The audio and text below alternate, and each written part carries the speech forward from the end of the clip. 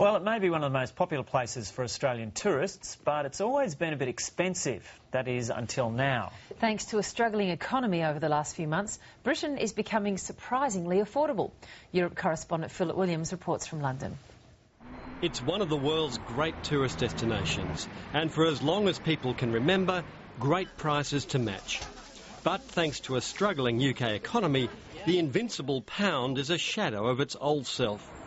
And that's good news for Australian tourists like Julie Johnson and Ryan McGee on holidays from Perth, where the strength of the Australian dollar is reflected in an unexpected opportunity. It is a lot cheaper, actually, yeah. As Julie said, go out for lunch and dinner. It's pretty much on par with what we'd pay in Australia at the moment, so it makes it cheap and easy to come to London, and yeah, it's good. And same with transportation and everything. It's not that expensive. Taxis, trains. It's pretty much on par. It's not just Australian tourists benefiting from the impecunious pound.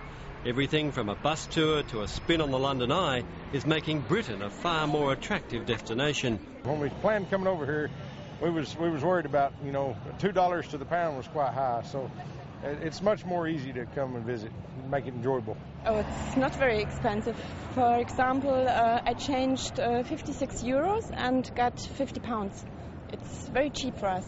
To give you some idea of the changing value of the Australian dollar, I bought this beautiful little souvenir for £3. That's $5 Australian. But a few years ago, this would have set you back $9.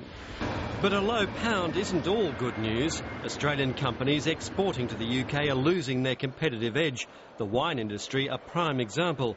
And for expats wanting to sell up their British house and go home, there's a triple penalty. But the price of it's fallen 30%. The money they've saved up here in the UK is worth much less than they thought it was going to be when they go back to Australia because of the unfavourable exchange rate on the trade they're doing.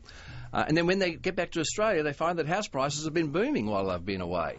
James Shug doesn't think the pound will rebound soon. Even so, his advice, enjoy it while you can. While it's helping boost tourism to Britain, experts are confounded as a corresponding lift in UK exports hasn't materialised. And that could mean further downward pressure on the pound and an even cheaper ride for the tourists. Philip Williams, ABC News, London.